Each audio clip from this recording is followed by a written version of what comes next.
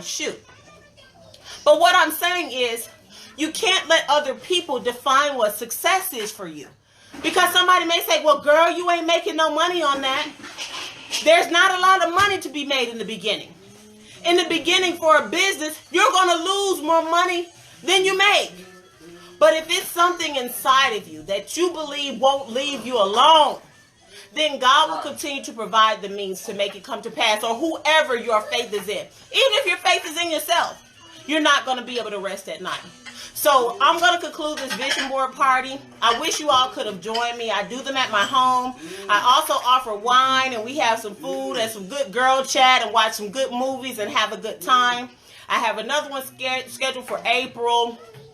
I'm hoping you all will be able to join if this coronavirus is over with. I'm not one of those people who say, we gonna touch and we gonna agree. I'm not gonna do you like that, because see, I don't know what God's will is with this coronavirus. And for me to tell you that we gonna touch and pray that it's gonna be gone and stuff like that, God may be doing some work, some cleansing and some washing. I'm not going to say that. The Bible says we don't know his thoughts. That's what my faith says. And your faith may say something similar, something totally different. But what I'm saying is, I want each one of you all to be blessed and be safe.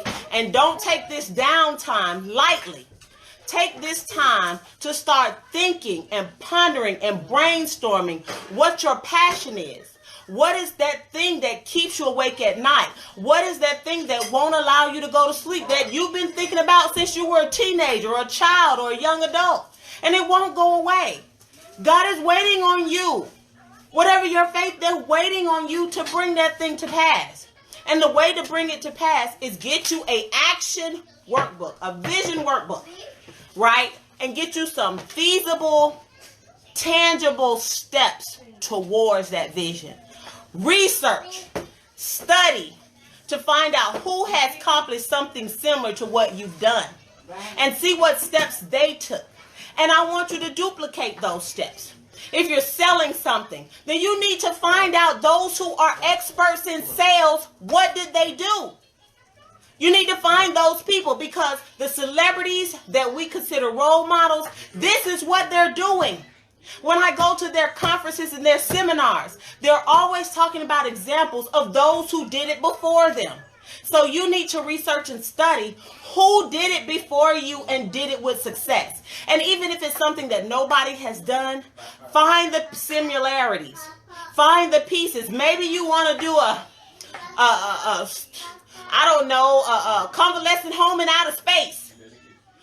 That's something nobody ever did. But it's still a convalescent home. Somebody did that. So you have to find who did it before you and what helped them get towards success. Get you a planner if you don't have one. That ain't vision. That's time management.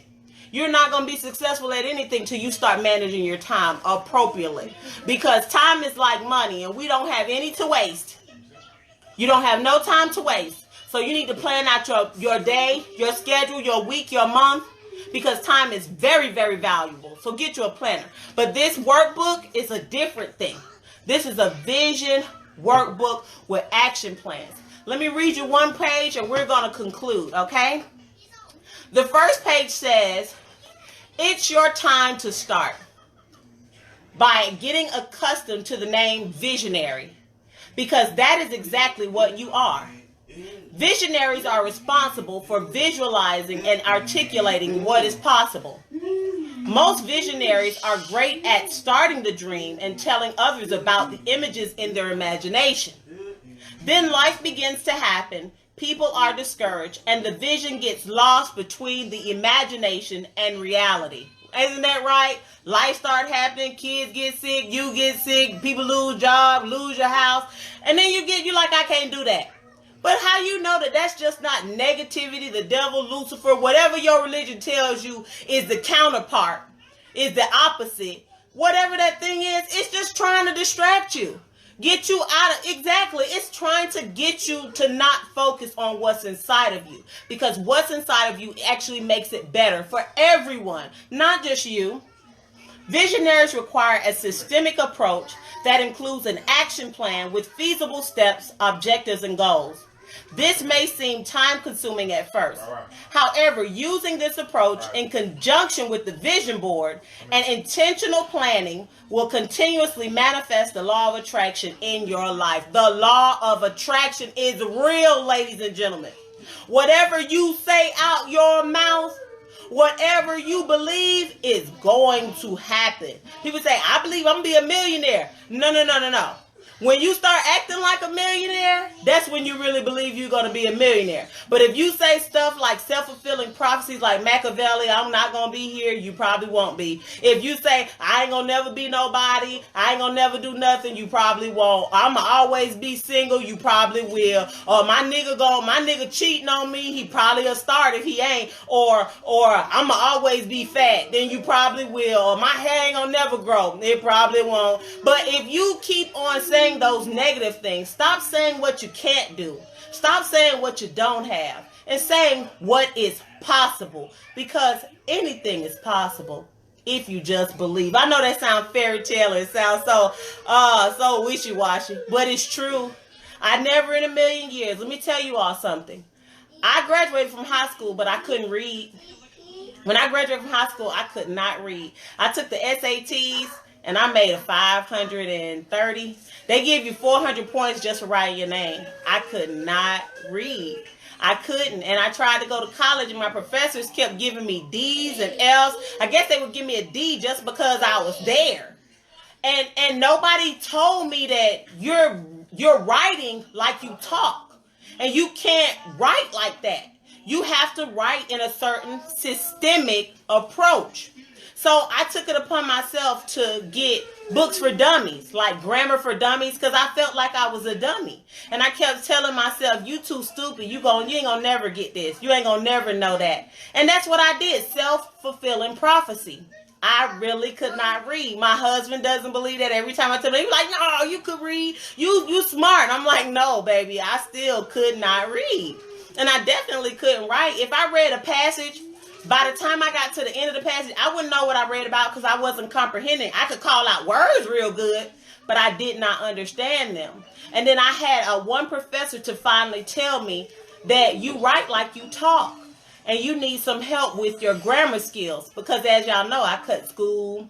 I didn't go. Only reason why I graduated, to be absolutely honest, is because my brother was valedictorian. And the principal knew my brother. And she didn't want to disappoint my mom. So she let me graduate. I made D's and F's the entire time I was in high school. And that's what the education system is doing for your children. They're passing them through. But that's a whole nother story. I ain't going to get into that. That's a passion too. I ain't going to get into that. And I'm not blaming them. They don't have the resources. They don't have the means. And they don't want to disappoint our parents. But back to the book. It says use this workbook in conjunction with the me time. And me time is where you give yourself 30 minutes a day. You commit to 30 minutes a day to imagine yourself in a better place in life. I don't mean pulling up your past. I don't mean imagining yourself with that man that you broke up with or imagining yourself back in the day. I mean take 30 minutes to imagine what your life could be. Explore the depths of your desires. This book may be completed in one sitting, or it may take several intervals of meditation to fully explore your desires, intentions, and definitions for success. This is the book that I work with. I'm going to put the link in here. I'm going to share it so you all can get it because it actually helped me to get a lot of stuff done. And I go back and forth and wavering, and that's also about vision because it takes discipline. And just because you miss a mark doesn't mean it's over. You have to do what it says. Try again. What the little engine that could says, I think I can, I think I can, I think I can, I think I can. And you got to keep telling yourself that even if no one does, because your version of success may look like something different from theirs. So just like there are three primary colors, blue, red, and yellow, three primary shapes. A circle, a square, and a triangle. There are three steps to you getting to your vision. And that is faith. I'm not talking about just faith in God. I'm not trying to make you a Christian today. This is not church. Even though I'm right of Corona, you would want to, but I'm not trying to make you, whatever your faith is. It could be Islam, Muslim. It could be Buddhist, Hinduist. It could be whatever it is. It could be self-fulfilling, whatever it is. You could be Gnostic, agnostic, whatever your faith is. Whatever your faith is, you have to have a faith. And that faith is what you need to get you to your vision. The second step is action. That means you got to work it. Whatever you believe you can do, you got to start doing it. And you start by making small steps. And you have to get organized. Organized. Find out people that did it before you, do the research, and get an action plan. I recommend this workbook because it centered me and got me focused. And your last step is what is success for you? Celebrate your milestones. Celebrate your small successes. And if you put those acronyms together, it spells out fast. It may not be an S. I mean, it may not be a T there, but it does say fast. And you can get to your vision really fast with those 3 steps. Because your first vision, for example, with the house, is to get the job. And if you put the action steps of the interview workshop, the resume builder, researching what your qualifications are, you'll be hired in no time. If you put your fast in action, then the husband that you're looking for that you can't find in your house, that ain't at the club, they might be at the church. Or it might be at, I don't know, in your neighborhood, your community, or might be at the gym. But you got to put your faith in it. You got to put your action in it. And you got to define what success is. Success could be just going on a date. Getting that guy that you always like to ask you out. And treating. Actually paying for it. And then when you go out with him, you might realize he ain't what you want. So you got to put that fast in place. And your vision will come by faster. And make your vision boards. Definitely. And make them more specific to your milestones. And then you'll have a whole host of them, a whole host of vision boards full of actions that you did and visions that came to pass. And then you get to tell other people how to do it. Until next time, you all be safe, stay blessed, and be at peace. This too shall pass. It's going to be for your gain either way, okay? I want you all to wash your hands. I want you all to keep a social distance. And I want you all to be safe. Love you. Thank you all for joining. Bye-bye.